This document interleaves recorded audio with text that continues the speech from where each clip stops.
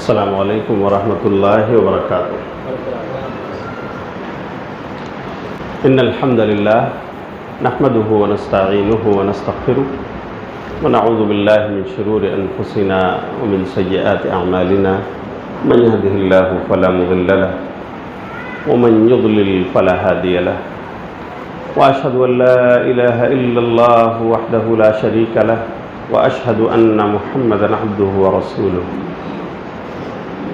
يا أيها الذين آمنوا اتقوا الله حق تقاته ولا تموتن إلا وأنتم مسلمون يا أيها الناس اتقوا ربكم الذي خلقكم من نفس واحدة وخلق منها زوجها وبث منهما رجالا كثيرا ونساء واتقوا الله الذي تساءلون به والأرحام إن الله كان عليكم رقيبا يا أيها الذين آمنوا اتقوا الله وقولوا قولا سديدا يصلح لكم أعمالكم ويغفر لكم ذنوبكم ومن يطع الله ورسوله فقد فاز فوزا عظيما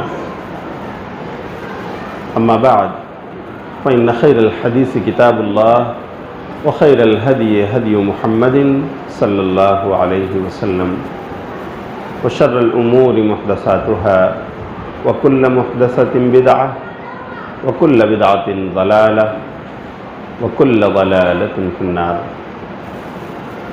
قال الله تعالى في القرآن المجيد: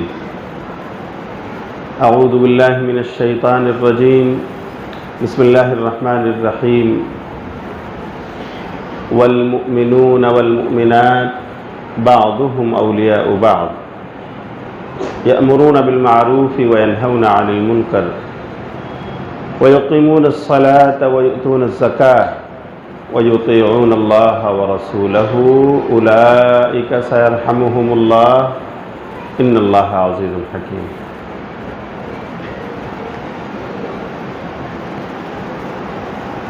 محترم صدر اجلاس، قابل اکرام و توقیر علماء کرام،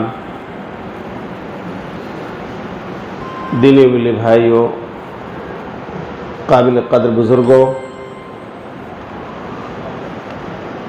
ملی نوجوانوں، پیارے بچوں اور معزز پردہ نشین ماں اور بہنوں، اللہ کا شکر و احسان ہے کہ اس کی توفیق سے آج 20 نومبر 2022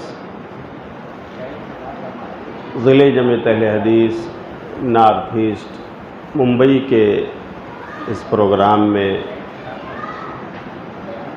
حاضری کا موقع پا رہا ہوں۔ اللہ تعالی ہم سب کی یہ حاضری قبول فرمائے اور منتظمین اجلاس اور تمام منصوبین کے حق میں اللہ تعالیٰ اسے صدقہ جاریہ بنائے۔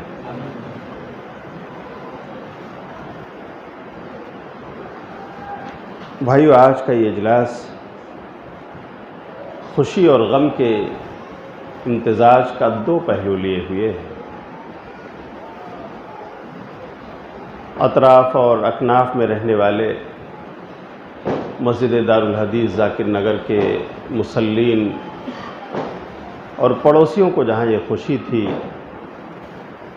کہ یہ دینی اجلاس منعقد ہو رہا ہے، استفادے کا ایک حسین موقع ہاتھ آ رہا ہے، وہیں پر برادر فاضل خطیب شیریں بیاں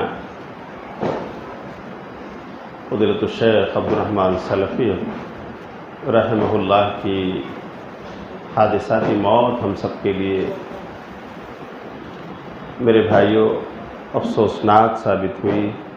اللہ تعالیٰ انہیں کروٹ کروٹ جنت نصیب فرمائے، اعلیٰ علیین میں انہیں جگہ دے اور ان کے تمام پسماندگان، لواحقین اور وارثین کو اللہ تعالیٰ صبر جمیل عطا فرمائے۔ میرے بھائیوں، یہ وہ اٹل حقیقت ہے جس سے انکار اب تک کسی کے لیے ممکن نہ ہوا۔ آج نہیں تو کل ہم میں سے ہر ایک کی باری ہے۔ اور اللہ نے یہ اعلان کیا ہے کہ اس کی موت کہاں ہوگی یہ اللہ ہی جانتا ہے، اور ہم سب کا اس پر ایمان ہے۔ موت تو میرے بھائیوں ہمارے اپنے بند کمروں میں بھی ہمیں نہیں چھوڑ سکتی ہے۔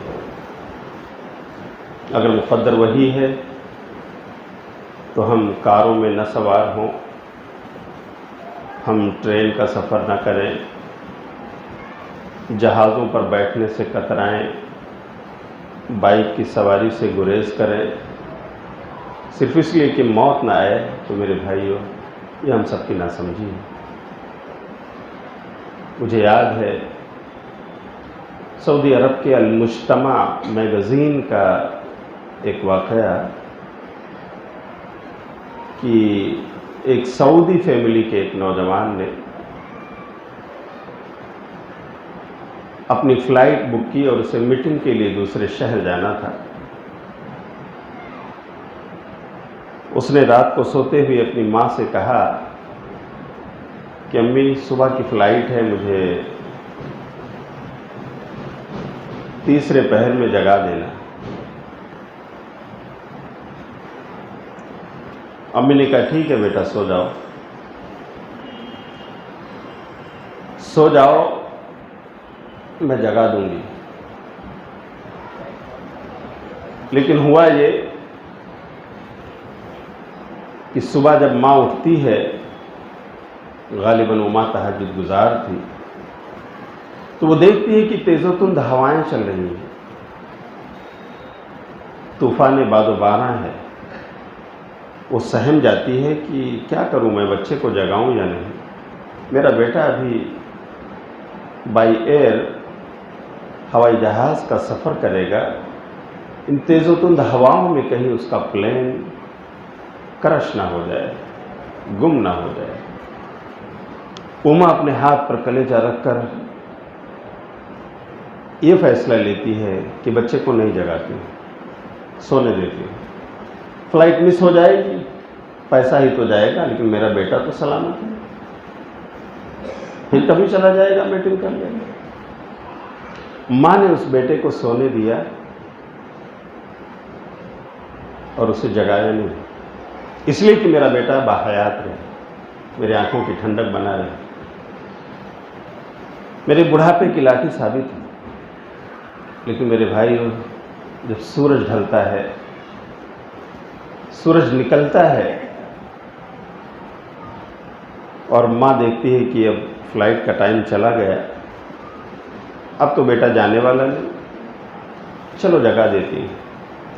اس کے روم کو جا کر دستک دیتی ہے، کھٹکھٹاتی ہے، کوئی آواز نہیں۔ آخر کچھ دیر پریشان ہونے کے بعد پولیس کو فون کرتی ہے۔ پولیس آتی ہے، دروازہ توڑتی ہے، دروازہ توڑ کر اندر گھستی ہے اور اس کے بیٹے کو ہلاتی ڈلاتی ہے، لیکن کوئی حرکت نہیں، کوئی جنبش نہیں۔ ماں نے سوچا تھا کہ میں اپنے بیٹے کو جہاز سے دور رکھ کر اسے زندہ رکھ سکتی ہوں، لیکن قضا و قدر آ پہنچا۔ اسی بستر پر اس کی جان آفریں کے حوالے ہو گئی۔ میرے بھائی، یہ موت جس کے بارے میں قرآن نے کہا ہے وَلَوْ كُنْتُمْ فِي بُرُوجٍ مُشَيَّدَةٍ، محلوں میں آباد رہو، اے سی والے کمروں میں لاک اپ میں رہو، لیکن موت کو روک سکتے نہیں۔ اللہ تعالیٰ ہم سب کو صبر عطا فرمائے۔ ہمارے اس مرحوم کو اللہ رب العالمین کروٹ کروٹ جنت نصیب فرمائے، ان کی لغزشوں کو اللہ درگزر کرے، ان کے حسنات اور نیکیوں کو اللہ قبول فرمائے۔ آج کا موضوع ہے خواتین اسلام کا مقام اور ان کی ذمہ داریاں۔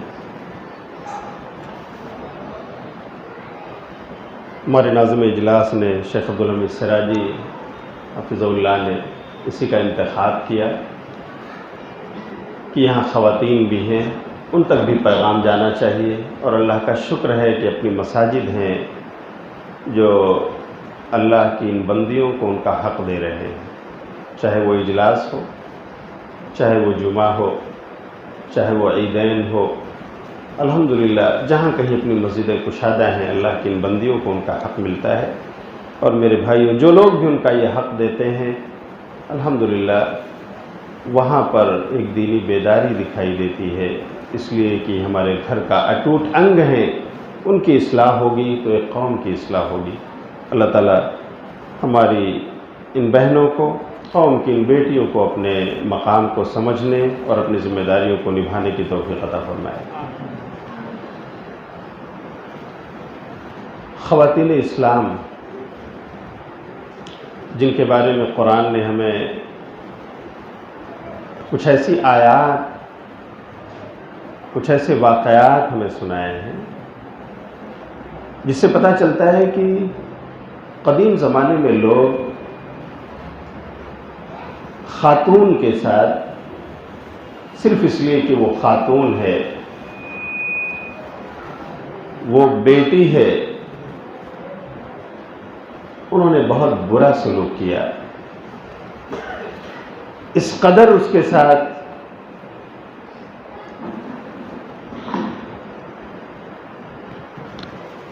میرے بھائیوں ناروا سلوک کیا گیا کہ قرآن کریم میں اللہ رب العالمین نے ان کے برے کرتوت کی داستان درج فرما دی۔ بھائی پہلے جیسا چل رہا تھا نا وہ ٹھیک تھا، اعتدال اچھا ہے۔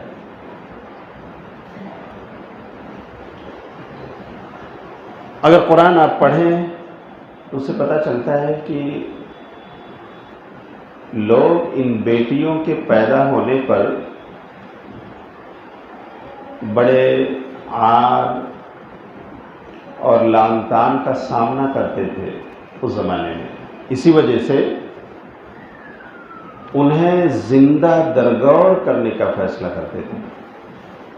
گڑھا کھود کر اس بچی کو یا تو زندہ دفن کر دیتے تھے یا اس خاتون کو کسی کنویں اور تالاب میں لے جا کر ڈبو دیتے تھے۔ قرآن کریم نے اسی کو بیان فرمایا، اسی لیے اللہ رب العالمین نے اس جرم عظیم کو قرآن میں بیان فرمایا جو عرب کے لوگ کرتے تھے، اور قرآن میں اللہ نے فرمایا وَإِذَا الْمَوْءُودَةُ سُئِلَتْ بِأَيِّ ذَنبٍ قُتِلَتْ، کہ یاد کرو جب زندہ دفن کی ہوئی بچی سے سوال کیا جائے گا آخر کس جرم کی وجہ سے تجھے دفنایا گیا، قتل کیا گیا، تجھے مارا گیا۔ یہ چھوٹی سی آیت ان کے برے کرتوت کی یاد دلاتی ہے کہ کس قدر وہ درندہ صفت تھے کہ اپنی بیٹیوں کو ننھی منھی سامانے تسلی ہے جو انسانوں کے لیے، ہاں ان بچیوں کو لے جا کر کے وہ دفن کر دیتے تھے۔ لیکن میرے بھائیوں تاریخ پڑھیں گے آپ تو پتہ چلے گا کہ قریش کے قبیلے میں یہ عادت نہیں تھی۔ قریش کے علاوہ جو قبائل تھے ان میں بیٹیوں کو باعث ننگ و عار سمجھا جاتا تھا، اور قرآن نے اس کی بڑی اچھی منظر کشی کی ہے سورہ نحل کے آیت نمبر 58 اور 59 میں کہ بیٹیوں کی پیدائش پر ان کے تاثرات کیا ہوتے تھے، ان کے احساسات کیا ہوتے تھے۔ وَإِذَا بُشِّرَ أَحَدُهُمْ بِالْأُنثَىٰ ظَلَّ وَجْهُهُ مُسْوَدًّا وَهُوَ كَظِيمٌ، یاد کرو جب ان میں سے کسی کو بیٹی کی بشارت ملتی تھی تو اس کا چہرہ کالا پڑ جاتا تھا۔ قرآن کی تعبیر دیکھیے میرے بھائی، قرآن نے بیٹی کی پیدائش کا ذکر کیا تو بشارت کا ہے کہ بیٹیاں تو خوشخبری ہیں۔ بشرا، جب ان بیٹیوں کے پیدائش کی بشارت انہیں ملتی تھی تو ان کی حالت، ان کا احساس یہ ہوتا تھا کہ یہ تو ہمارے لیے باعث ننگ و عار ہے، بڑی ہوگی پال پوس کر بڑا کریں گے، پھر کسی کو داماد بنائیں گے، کسی کو سمدھی بنائیں گے، ہاں کسی کے ہاں یہ بیٹی جائے گی، ہمارے لیے باعث ننگ و عار ہے، اور بس اسی احساس کمتری میں وہ اپنی بیٹیوں کو زندہ دفن کر دیتے تھے. ظل وجهه مسودا وهو قزیم، وہ گھٹ گھٹ کر غصہ پیتا تھا کہ کیا کروں، میرا تو بس نہیں چلتا ہے، لیکن آ گئی ہے، اسی لیے اس کا چہرہ کالا پڑ جاتا. اور وہ یتوارا من القوم، لوگوں سے چھپ چھپا کر وہ گلی کوچوں میں چلتا ہے. من سوء ما بشر به، کہ جو کچھ خبر آئی ہے، بشارت آئی ہے، میں لوگوں کو کیسے بتاؤں. کوئی سوال کر لے کیا خوشخبری آئی تو میں کیا کہوں گا. قرآن کہتا ہے ایمسکہ علی ہون ام یدسہ فی التراب، وہ سوچتا تھا، بیٹی کی بشارت پانے والا یہ خیال کرتا تھا کہ کیا میں اسے پالوں پوسوں، ذلت برداشت کرتے ہوئے بڑا ہونے دوں، یا لے جا کر اسے زمین میں دفنا دوں، مٹی کے حوالے کر دوں. تو قرآن کہتا ہے الا ساء ما یحکمون، بہت برا فیصلہ تھا جو وہ لوگ کرتے تھے، بچیوں کو زندہ دفنانے کا یا کنویں میں ڈالنے کا، انہیں فنا کے گھاٹ اتارنے کا فیصلہ بہت برا ہوتا تھا. میرے بھائی، یہ تو قرآن کے حوالے ہیں. اسی لیے قرآن کریم جب آیا، اللہ کی شریعت جب ہمیں ملی، تو الحمدللہ اللہ کی ان بندیوں کو ان کا جو مقام ملا وہ قابل رشک ہے. کہ اگر یہ بیٹی ہیں تو سبحان اللہ، یہ ماں باپ کے لیے سامانی جنت ہے.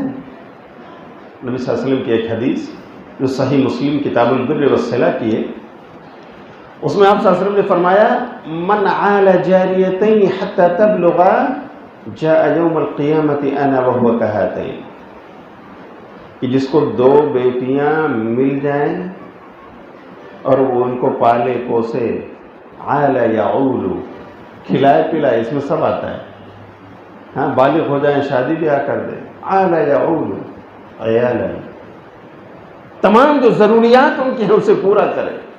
اس لفظ میں اتنی گنجائش ہے، جو ان دو بیٹیوں کا حق ادا کرتا رہے حتی تبلغ، یہاں تک کہ وہ بالغ ہو جائیں، جوان ہو جائیں، شادی بیاہ کر دیں. جاء یوم القیامت انا وهو کہاتین، تو دو بشارتیں نبی نے سنائی. جنہیں بیٹیاں ملی ہیں، میرے بھائیوں اس حدیث کو اچھی طرح یاد کر لیجئے. دو بشارتیں ہیں بیٹی پانے والوں کے لیے. شرط یہ ہے کہ ہم موحد ہوں، شرک سے بچنے والے ہوں، اللہ کا اور بندوں کا حق دینے والے ہوں، اور بیٹیاں پا کر ان کا حق بھی دے رہے ہوں. تو دو بشارتیں. نمبر ایک، جنت میں انٹری ہوگی، اللہ تعالیٰ ہم سب کو جنت میں داخلہ نصیب فرمائے. اور دوسری بشارت جانتے ہیں کیا ہے؟ بیٹیاں اگر ان کا حق ہم نے ادا کیا ہے اس دنیا میں، اچھی طرح سے دیا ہے، پالا ہے، پوسا ہے، اور اپنے کلیجے کے ان ٹکڑوں کو اچھائی کے ساتھ ان کے سسرال میں رخصت کیا ہے، ان کی خیریت ہم لیتے رہے ہیں، اچھا سلوک ہماری زندگی میں ان کے ساتھ ہوتا رہا ہے، تو وہ پیارے نبی صلی اللہ علیہ وسلم، ان کا پڑوس ہمیں جنت میں ملے گا. اللہ تعالیٰ ہم سب کو نبی کا پڑوسی بنائے.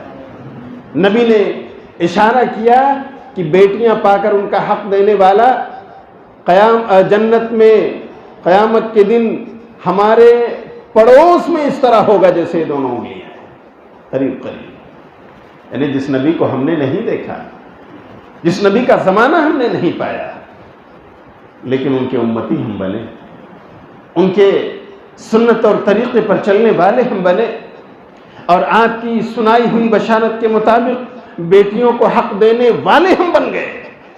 تو سبحان اللہ، اس نبی کا دیدار بھی جنت میں ہوگا، اس کا پڑوس بھی. میرے بھائیوں، بیٹیاں پا کر اپنے آپ کو احساس کمتری کا شکار مت بناؤ.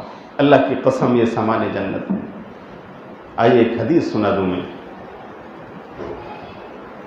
ایک بیٹی بھی کسی کے پاس ہو، آپ سوچ رہے ہوں گے مولانا دو بیٹی رہے گی تب تو ملے گی نا. ہاں، تب تو یہ مقام ملے گا نبی کا پڑوس. لیکن علامہ حافظ ابن حجر رحمۃ اللہ علیہ نے فتح الباری میں بخاری کی شرح کرتے ہوئے انہوں نے یہ حدیث بھی درج فرمائی.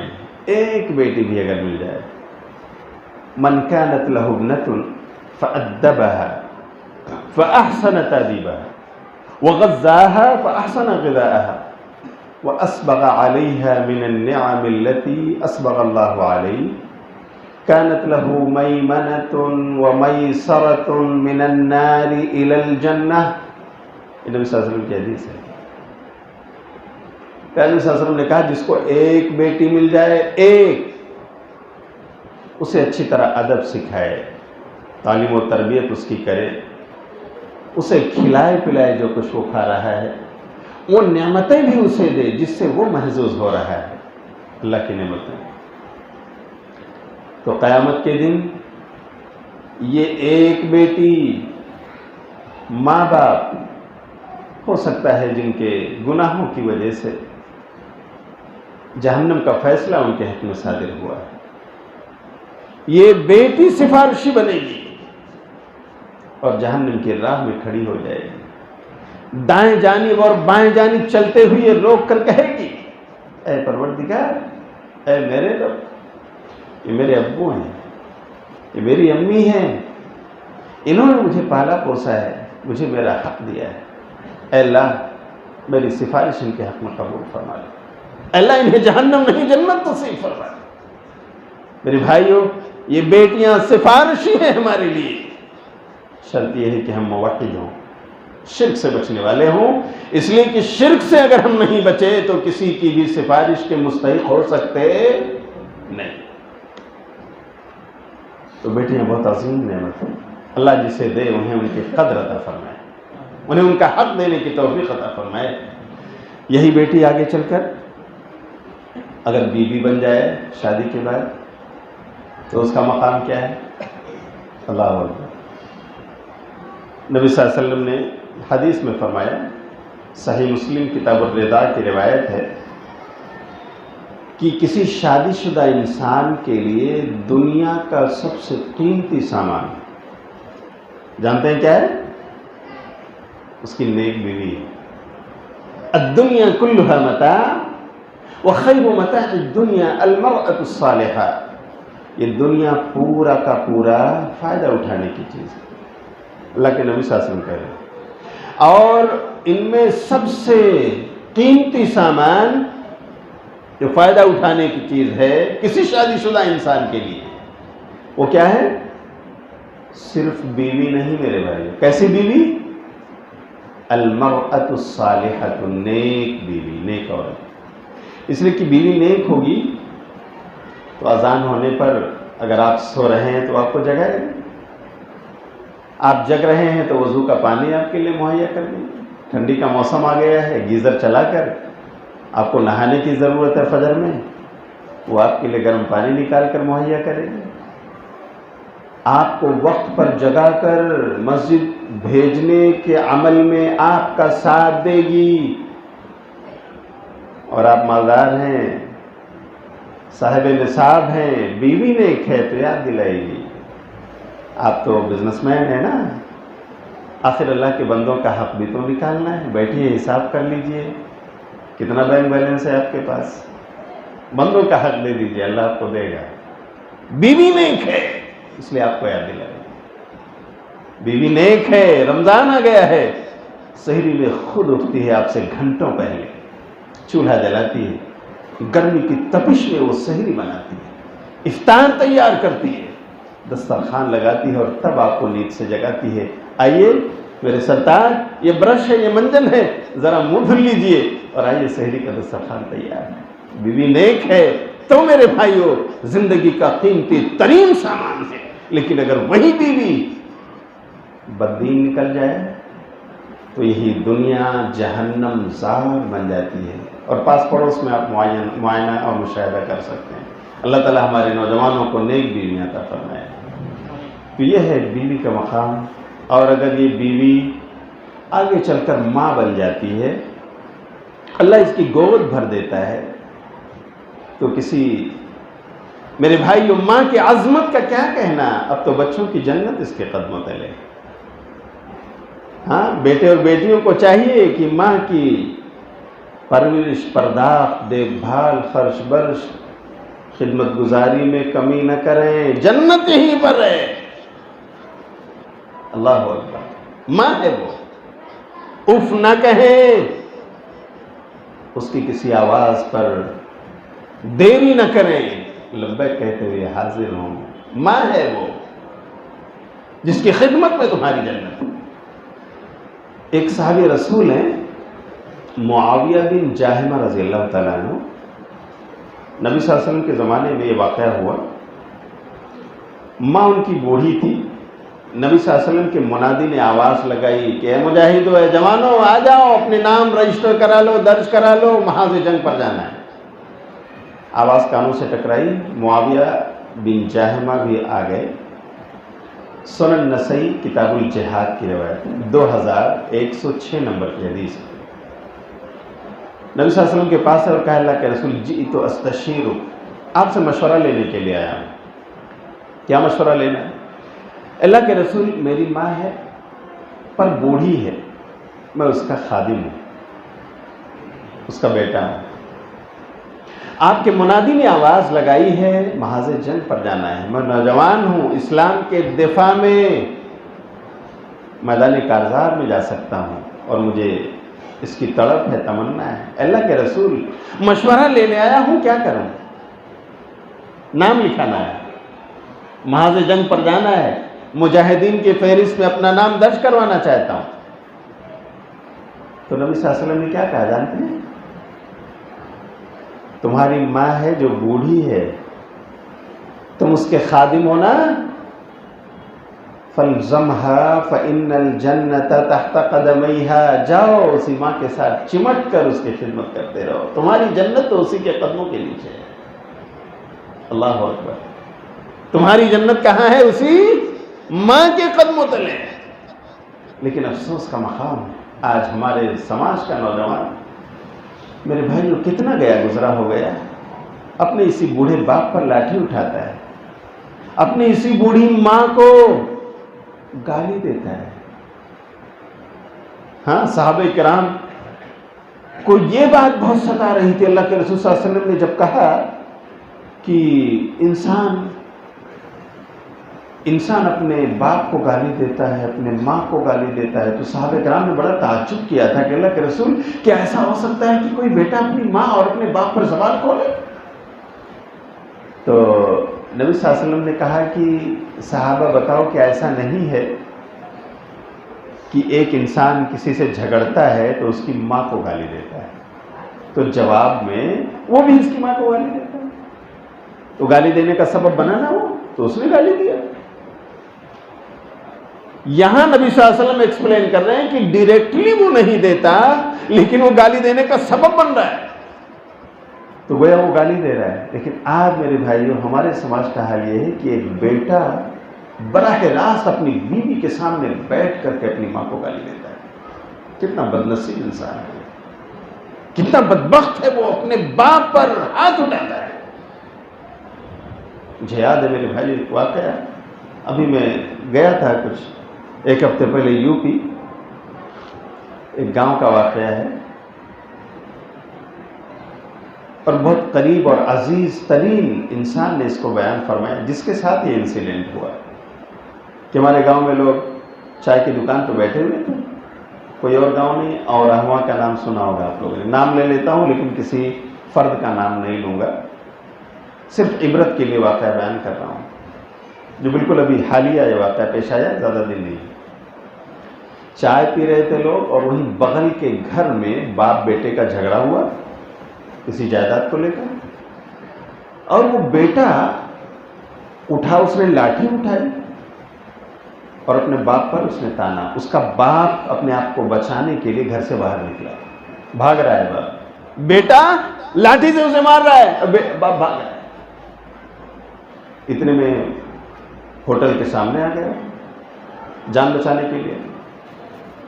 تو جس نوجوان نے مجھے یہ واقعہ بتایا، اس نے کہا کہ میں کچھ بزرگ بیٹھے ہوئے تھے، میں نے کہا کہ بھائی ذرا بچاؤ اس کو، دیکھو اپنے باپ کو لاٹھی سے مار رہا ہے۔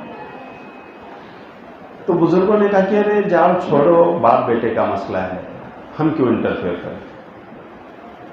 تو وہ نوجوان کہتا ہے کہ مجھے رہا نہ گیا، حالانکہ میں چھوٹا تھا، مجھے دیکھا نہ گیا، میں اٹھا اور جا کر کے اس جوان کی لاٹھی کو میں نے پکڑا، اس سے چھینا اور ایک دو لگایا اس کو۔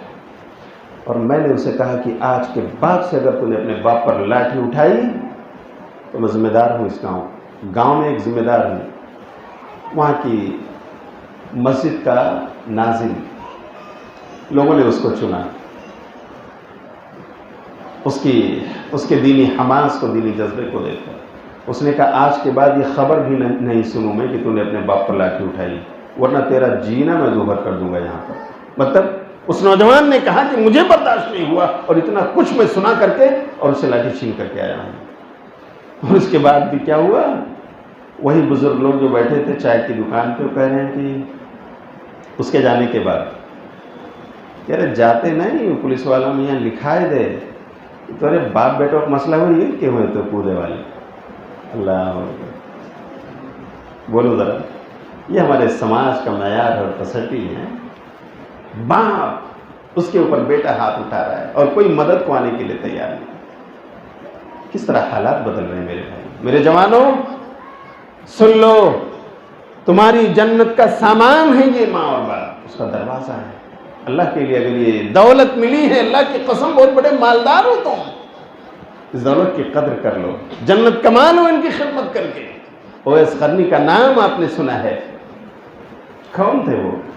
صحابی نہیں تھے، حالانکہ نبی کے زمانے کے انسان ہیں، یمن میں قرن نامی مقام پر اس علاقے میں رہنے والے ہیں، اسی لیے ان کو قرنی کہا جاتا ہے۔ تمام تر چاہتوں کے باوجود اویس قرنی نبی صلی اللہ علیہ وسلم سے ملنے کا موقع نہ پا سکے کہ چلے جائیں عمرہ کر لیں، حج کر لیں، نبی سے ملاقات کر لیں مکے میں یا مدینے میں، اور اس وقت یمن میں موجود تھے، قافلہ جاتا اور آتا تھا، کیوں نہیں جا سکے میرے بھائیوں؟ بوڑھی ماں تھی ان کے پاس، اس بوڑھی ماں کے اکیلے خدمتگار اویس قرنی، چھوڑ کر جانا بالکل انہوں نے مناسب نہ سمجھا، اس بوڑھی ماں کی خدمت میں دن و رات لگے رہے، لیکن اللہ نے مقام کتنا عظیم عطا فرمایا کہ صحابہ کرام کو رشک آیا ان کے مقام پر۔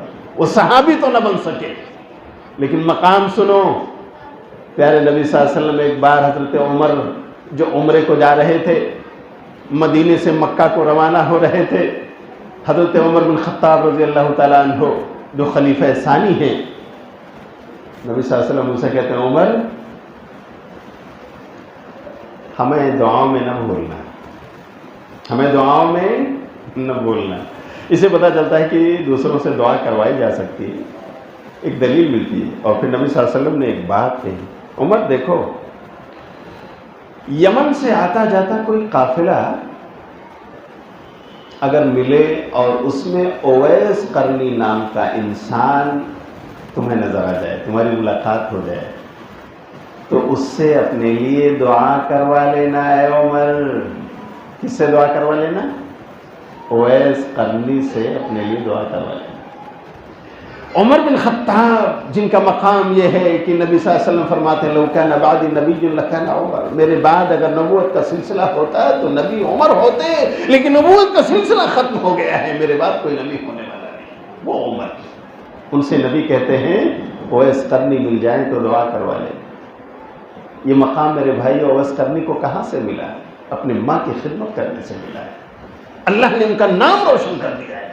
آج خطبہ منبر و محراب سے ان کا نام پکارتے ہیں، جب بھی والدین کے ٹاپک پر یا ماں کی عظمت کے ٹاپک پر یا خدمت والدین کے تعلق سے یا بر الوالدین کے تعلق سے تقریر ہوتی ہے تو میرے بھائیو کوئی خطیب یہ واقعہ مس نہیں کرتا ہے۔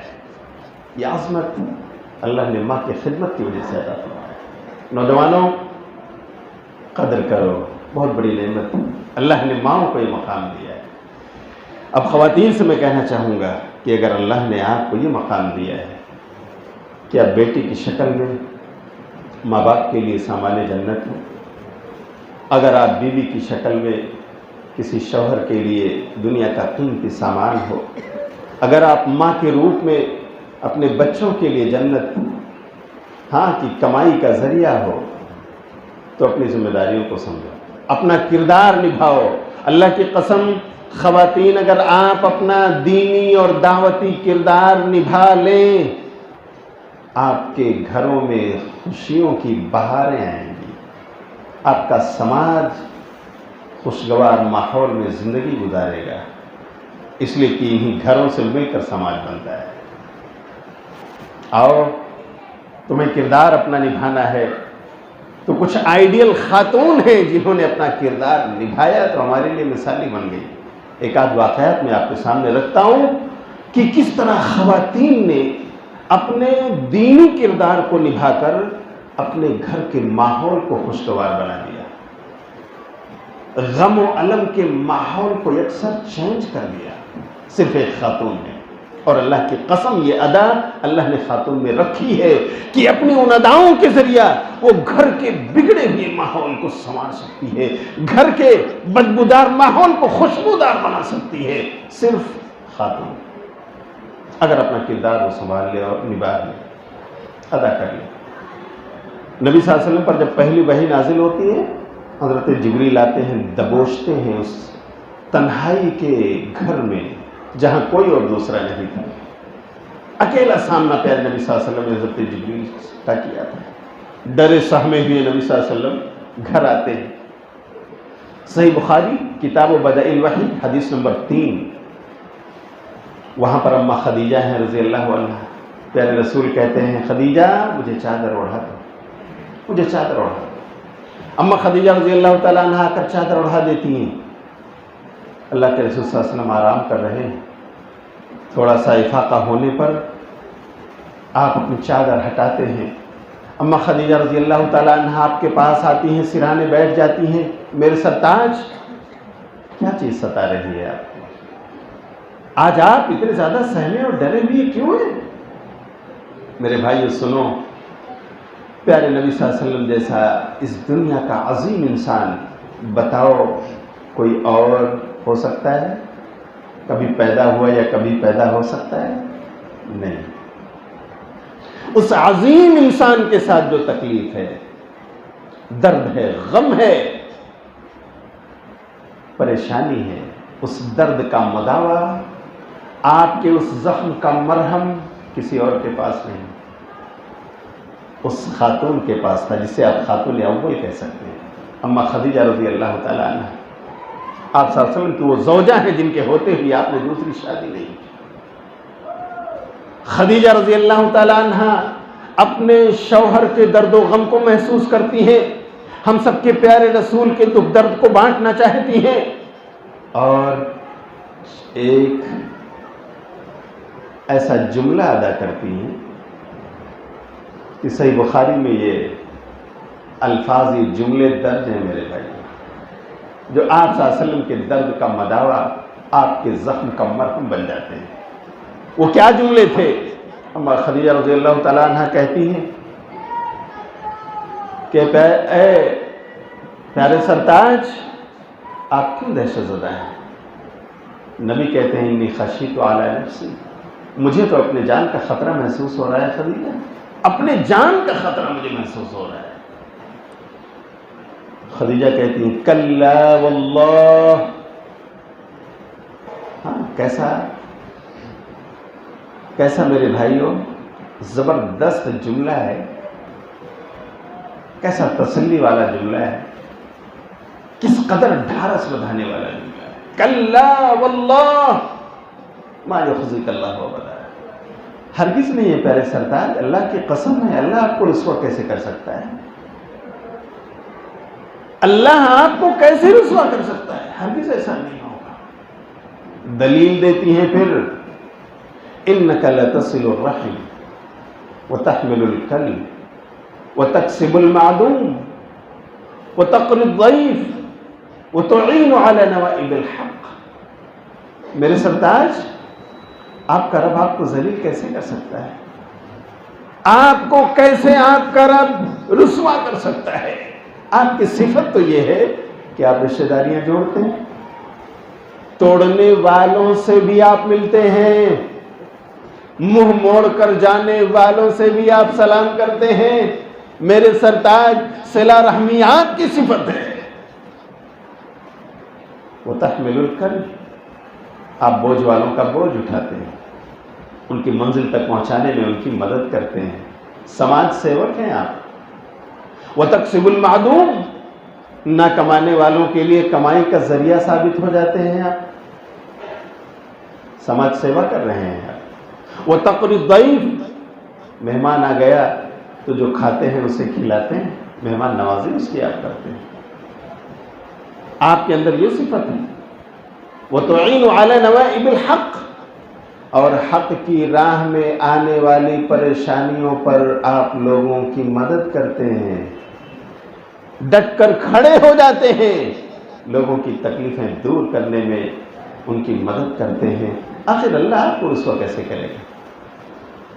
یہ میرے بھائیوں اماں خدیجہ رضی اللہ تعالی عنہ کے جملے آج خواتین ملت کے لیے نمونہ ہیں۔ اللہ کی قسم، ایک اطاعت گزار فرما بردار خاتون کے لیے یہ جملے بہت ہی اہم ہیں، ان کے لیے مثال ہیں کہ وہ اپنے کسی درد مند شوہر کے درد کو کیسے بانٹ سکتی ہیں، اس کے زخم کا مرہم کیسے بن سکتی ہیں، اپنے گھر کے ماحول کو خوشگوار کیسے بنا سکتی ہیں۔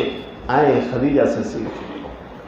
خدیجہ رضی اللہ تعالی عنہ نے درد و غم میں ڈوبے ہوئے اپنے گھر کے ماحول کو کہ سرتاج کو میرے تکلیف ہے، دکھ ہے، درد ہے، غم اور اندوہ کا شکار ہے، وہ دہشت زدہ ہے وہ، لیکن ایک بیوی ہے جب وہیں پر ڈٹ کر کھڑی ہو جاتی ہے، آپ کے درد کا مداوا بن جاتی ہے، آپ کے زخموں کا مرہم بن جاتی ہے۔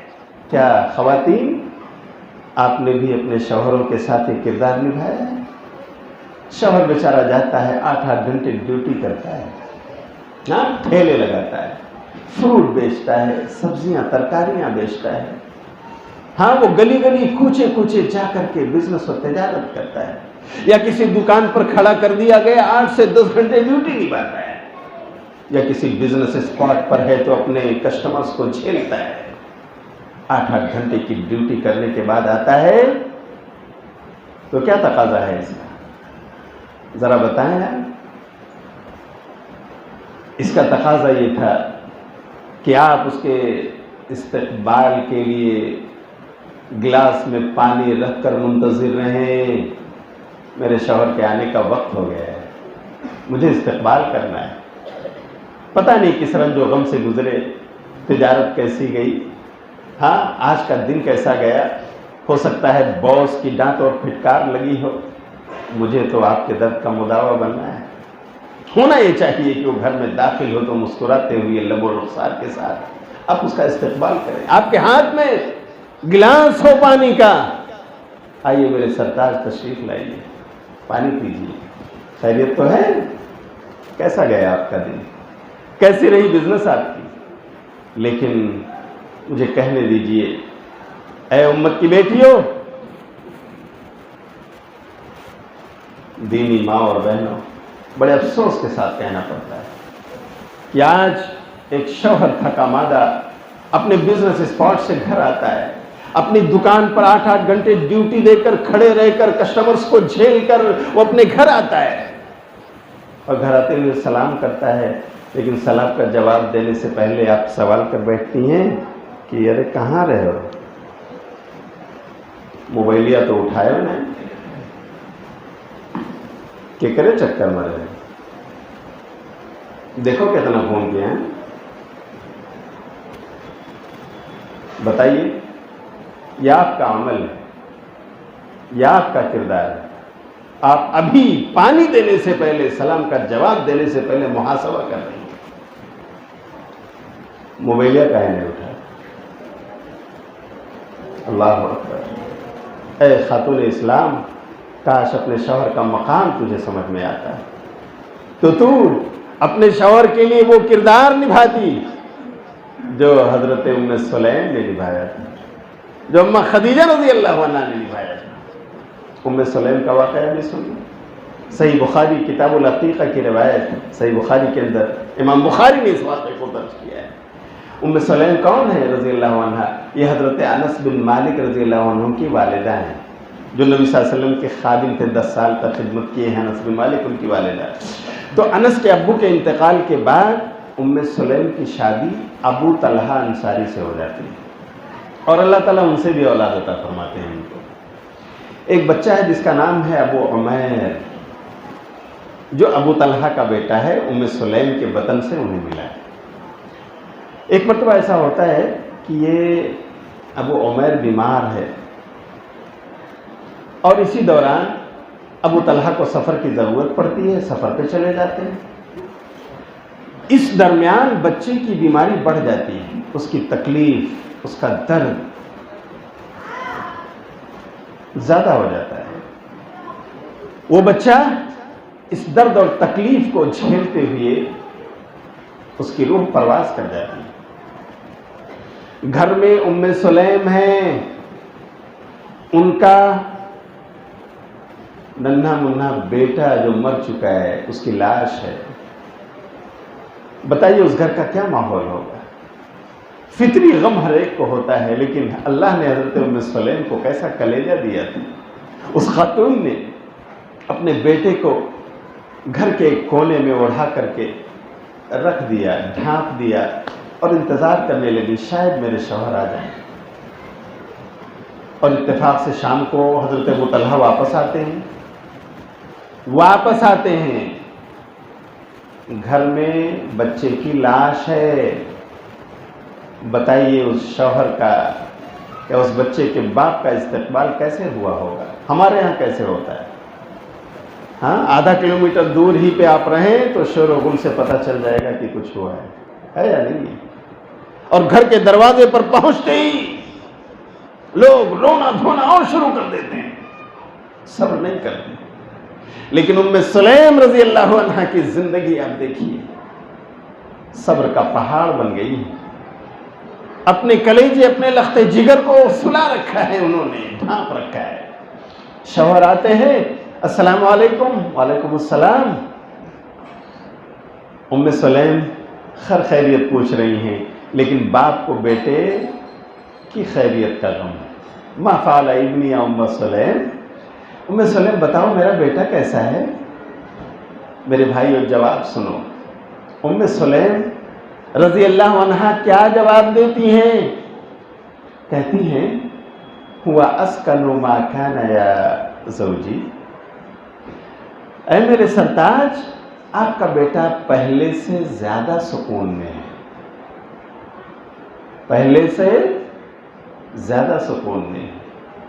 کیا طالبہ تھی، ہاں کیا اسٹوڈنٹ تھی وہ، ہاں نبی صلی اللہ علیہ وسلم سے کیا سیکھا تھا انہوں نے۔ اللہ اکبر، اللہ کی قسم اس زمانے میں ہوتی تو اس جملے پر ان کو کسی پروفیسر کی ڈگری مل سکتی تھی۔ ایسا فصیح و بلیغ جملہ، وہ اسکن ما کان۔ مجھے بتاؤ میرے بھائیوں، کیا ام سلیم نے جھوٹ کہا؟ اللہ کی قسم نہیں کہا، انہوں نے سچ کہا۔ بیٹا جب زندہ تھا درد و کرب میں تڑپ رہا تھا، پریشان تھا، اور جب روح پرواز کر گئی سکون مل گیا۔ بولو ملا کہ نہیں ملا؟ لیکن ایک ایسا جملہ، ایسا فصیح و بلیغ کہ سرتاج کو پتہ نہ چلا ان کے کہ میرے بیٹے کی وفات ہو گئی۔ انہیں پانی لا کر دیتی ہے، میرے شوہر پانی پیجیے۔ کھانا تیار کرتی ہوں، کھانا لا کر دیتی ہیں، کھانا کھاتے ہیں۔ اور اتنا ہی نہیں میری بہنوں، اگر آپ تک یہ آواز پہنچ رہی ہے، دارالہدیٰ کے اس گود میں، دارالحدیث کے اس گود میں بیٹھ کر اگر آپ یہ سن رہی ہیں تو اچھی طرح نوٹ کر لیں، گرہ بنا لیں۔ ام سلیم رضی اللہ عنہا اپنے شوہر کو پانی پلاتی ہیں، کھانا کھلاتی ہیں، اور پھر حدیث کے الفاظ ہیں وَتَصَنَّعَتْ أَحْسَنَ مَا كَانَتْ تَتَصَنَّعُ، جا کر بناؤ سنگار کرتی ہیں اپنے شوہر کے لیے اس سے اچھا جو وہ پہلے کیا کرتی تھی، اور بن ٹھن کر آتی ہیں اپنے شوہر کے سامنے۔ شوہر اپنی ضرورت بشری پورا کرتے ہیں، اپنی خواہشات کی تکمیل اپنی بیوی سے کرتے ہیں۔ ظاہر سی بات ہے کوئی سفر سے لوٹا ہوا مسافر جو شادی شدہ ہو گھر پہنچ کر اسے اپنی خواہشات کی بھی تکمیل کی فکر ہوتی ہے، اس کی یہ چاہت رہتی ہے۔ ام سلیم نے اس کا بھی خیال کیا، حالانکہ گھر میں بچے کی لاش ہے، لیکن اپنے سرتاج کے آرام اور راحت کا خیال اتنا ہے کہ ابھی تک انہیں اپنے بچے کی وفات کی خبر نہیں سنائی۔ میرے شوہر کو دھچکا نہ لگے، میرے شوہر کو پہنچتے ہی صدمہ نہ ستائے، میرے شوہر اپنے پیٹ سے آسودہ ہو جائیں اور اپنی خواہشات پوری کر لیں، آسودہ ہو جائیں، تب بتاؤں گی۔ میرے بھائیوں، اللہ کی قسم، وہ حدیث بتاتی ہے کہ جب ابو طلحہ انصاری پانی پی کر فارغ ہو گئے، کھانا کھا کر آسودہ ہو گئے، خواہشات اپنی بیوی سے انہوں نے بجھا لی اپنی، اس کے بعد بیٹھتی ہیں اور کہتی ہیں، میرے شوہر بتاؤ، اگر آپ کے پاس کسی کی امانت رکھی ہوئی ہو، مانگنے آ جائے، وہ دن ہو یا رات ہو، تو آپ واپس کرو گے؟ کہا کیوں نہیں ام سلیم، آخر ہے تو نہ اس کی امانت، میں صرف اس کا محافظ ہوں، میری تجوری میں ہے، کھولوں گا اسے نکال کر دے دوں گا، آخر کیوں میں اسے نہیں دوں گا؟ اس کے بعد کہتی ہیں، اے میرے شوہر، آپ کا بیٹا ابو عمیر تو اللہ کی امانت تھا نا، اللہ نے اپنی امانت واپس لے لی، آؤ دکھاؤں یہ آپ کا بیٹا ہے جو وفات پا چکا ہے، وارث صبیہ یا ابا طلحہ، جاؤ ابو طلحہ اپنے بچے کے تجہیز و تکفین کا انتظام کر لو، اسے زمین میں چھپا دو۔ ابو طلحہ انصاری یہ جملہ جب سنتے ہیں، اپنے بیٹے کی لاش دیکھتے ہیں تو وہ بھی غصے میں آتے ہیں، ام سلیم یہ کیا کیا ہم سب نے؟ میرا بیٹا وفات پا چکا ہے، میں گھر میں پانی پی رہا ہوں، میرا بیٹا اس دنیا سے جا چکا ہے، مجھے کھانا کھلایا جا رہا ہے، میرا بیٹا اس کی روح پرواز کر چکی ہے، میں اپنے خواہشات کی تکمیل اپنی بیوی سے کر رہا ہوں، اے ابو ام سلیم میں کیا کر چکا ہوں؟ کہتی ہیں آپ فکر نہ کریں، جائیں اللہ کے رسول سے ملاقات کر لیں۔ اللہ اکبر، کیسی وفادار بیوی، کیسی باہمت بیوی، کیسی باحوصلہ خاتون ہے جس نے اپنے جملوں سے اپنے شوہر کا دل جیتا ہوا ہے، ان کے آرام و راحت کا کیسے خیال رکھا ہے انہوں نے۔ بیوی ہو تو ایسی ہے، اللہ اکبر۔ ہم اور آپ سوچ رہے ہوں گے کہ واقعی ام سلیم نے کیا، کس طرح سے اپنے کلیجے پر قابو رکھا ہوگا، لیکن میرے بھائیوں، اللہ کی قسم، ام سلیم ایک مثال بن گئی۔ آؤ دلیل آگے مل رہی ہے، نبی صلی اللہ علیہ وسلم کے پاس جاتے ہیں، اللہ کے رسول ہمارا بیٹا وفات پا چکا ہے، اس کی تجہیز و تکفین کرنی ہے، لیکن ہمارے ساتھ ایسا ہوا کہ میں آیا، کھاتا ہوں پیتا ہوں۔ اچھا بیوی سے بھی ملتے ہو؟ ابو طلحہ بیوی سے بھی اپنی خواہش کی تکمیل ہوئی ہے؟ تم دونوں نے ملاقات کی ہے نا اس رات؟ کہاں ہے اللہ کے رسول؟ نبی صلی اللہ علیہ وسلم دعا دیتے ہیں، اے ابو طلحہ، اللہ تم دونوں کے آج کی رات کی ملاقات میں برکت عطا فرمائے۔ اللہ نے ایک بیٹا لے لیا ہے، اللہ تمہیں پھر سے عطا فرمائے۔ اللہ کے رسول دعا دیتے ہیں۔ میرے بھائیو، اس کا کیا مطلب ہے؟ کیا اس کا یہ مطلب ہے کہ ام سلیم نے اپنے شوہر کے آرام و راحت کے لیے جو کچھ کیا کہ انہیں نہیں بتایا، جبکہ پانی پلایا، کھانا کھلایا، خواہشات کی تکمیل فرمائی اور انہیں خبر نہ دی، تو انہوں نے صحیح کیا یا غلط کیا؟ بولو بھائیو۔ نبی صلی اللہ علیہ وسلم کی یہ دعا مہر لگا دیتی ہے کہ اللہ کی قسم، اگر کوئی وفادار بیوی اپنے شوہر کے آرام و راحت کے لیے اس طرح کی ہمت جٹا سکتی ہے، حوصلہ رکھ سکتی ہے، تو اللہ کی قسم اس طرح کا مورل سپورٹ وہ کر سکتی ہے۔ آج بھی یہ دروازہ کھلا ہے۔ ام سلیم نے جو کچھ کیا وہ بالکل درست کیا ہے، اپنے شوہر کی عظمت، ان کے وقار، ان کے مقام کا خیال رکھنے کے قابل کام کیا ہے۔ تو میرے بھائی، یہ خواتین اپنا کردار کب نبھائیں گی؟ جب وہ تعلیم یافتہ ہوں گی۔ اس لیے مجھے یہ پیغام پہنچانے دو، اے بزرگوں، اے بیٹی بالو، آؤ یہ تہیہ کر لو کہ ان بیٹیوں کو دینی تعلیم سے روشناس کراؤ گے، دینی قلعوں میں بھیجو گے، جہاں یہ ادارے ہیں آپ کی بچیوں کے لیے دینی تعلیم کا بندوبست کیے ہوئے ہیں، ان میں ڈالو گے، ان کی نگرانی کرو گے، ان کا حق ادا کرو گے۔ اللہ کی قسم، جب یہ عالمہ فاضلہ ہوں گی، ان کی تربیت ہوگی، یہ اپنے شوہر کا مقام پہچانیں گی، تو ام سلیم بن سکیں گی، ان کا کردار نبھا سکیں گی۔ لیکن اگر ہم نے انہیں انگلش میڈیم کے نام پر، انہیں اردو میڈیم کے نام پر، ہم نے صرف عصری اسکولوں کے حوالے اگر کر دیا، ہم نے اسلام نہ سکھایا، دینی تعلیم نہ دی ان کو، اور ہم نے ان کو بالکل دور رکھا، کوڑا کاغذ بنا کر رکھا، تو ہم ان سے کیا توقع رکھ سکتے ہیں؟ یہ کون سا حق اپنا ادا کر سکیں گے؟ اس لیے انہیں تعلیم یافتہ بنائیے تاکہ ام سلیم کی طرح یہ بھی اپنا حق اپنے شوہر کے لیے ادا کر سکیں۔ اللہ تعالیٰ ہمارے سماج کی خواتین کو ام سلیم کے نقش قدم پر چلنے کی توفیق عطا فرمائے۔ اور میرے بھائیوں، یہ ایک نہیں ہے، صحابیات کی مثالیں تو پڑھیے، صحابیات کی سیرت کا مطالعہ تو کیجیے، کس قدر وہ اپنے شوہروں کے لیے وفادار تھیں۔ آئیے نبی کے بیٹی کا واقعہ سن لیتے ہیں، صحیح بخاری کا واقعہ ہے۔ آپ کی لخت جگر حضرت فاطمہ رضی اللہ تعالیٰ عنہ، ان کی شادی کس سے ہوئی ہے میرے بھائیوں؟ حضرت علی بن ابی طالب رضی اللہ تعالیٰ عنہ سے، جو نبی صلی اللہ علیہ وسلم کے چچا زاد بھائی ہیں۔ آپ صلی اللہ علیہ وسلم ہی ان کے سرپرست رہے ہیں۔ آپ نے اپنی بیٹی فاطمہ کی شادی حضرت علی سے کر دی، اور کیا فقیری تھی، کیا غربت تھی اس زمانے میں کہ علی رضی اللہ تعالیٰ عنہ کے پاس تو شب زفاف منانے کے لیے گھر بھی نہیں تھا۔ کسی صحابی رسول نے اپنا روم ایک دیا ان کو کہ آؤ اپنی بیوی کو لے آؤ، یہیں پر شب زفاف منا لینا۔ اللہ اکبر، مہر دینے کے لیے کوئی چیز نہیں تو جاؤ زرہ بیچ کر لے آؤ۔ یہ حالت تھی میرے بھائی۔ شادی ہو گئی، اللہ کے رسول صلی اللہ علیہ وسلم نے علی سے شادی کر لی۔ فاطمہ رضی اللہ تعالیٰ عنہ اپنے گھر جاتی ہیں، اپنے شوہر کی اطاعت گزار خاتون بنتی ہیں، وفادار بیوی بنتی ہیں، گھر میں جو پیسنے کے لیے چکی چلاتی ہیں۔ آپ بھی بعض دیہاتوں میں، گاؤں میں آپ جائیں، شاید آپ کو چکیاں مل جائیں، ہاں، بڑی بوڑھیوں کے نشانیاں۔ حالانکہ اس زمانے میں یہ تو مکسر کا زمانہ آ گیا ہے، مسالہ بھی اب سل پر نہیں مکسر میں پیسا جاتا ہے۔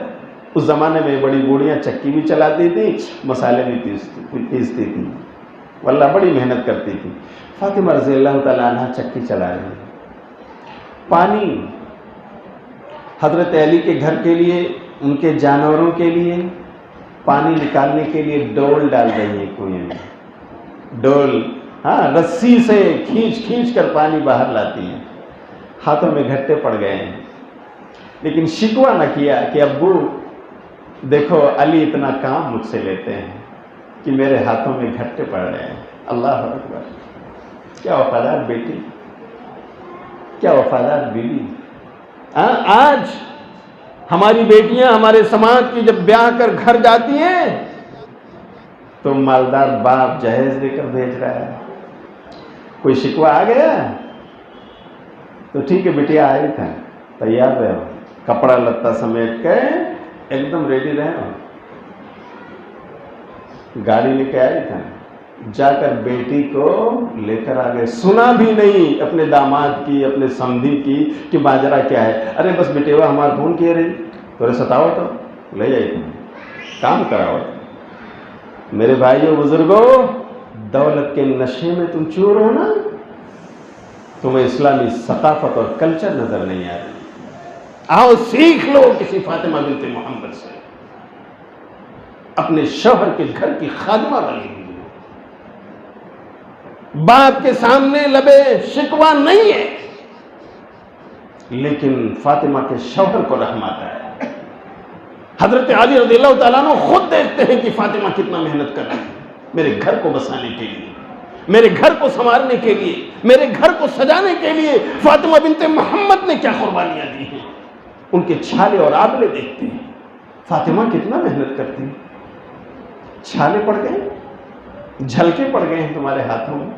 ارے سنو، میں نے دیکھا ہے تمہارے ابو کے پاس خادمائیں ہیں، بہت سارے مال غنیمت میں لوڈیاں، خادم، جاؤ ذرا ابو سے کہہ تو لو، ہو سکتا ہے کہیں مل جائے، کوئی خادم ابو تمہیں دے دے، تمہاری پریشانی ہلکی ہو جائے۔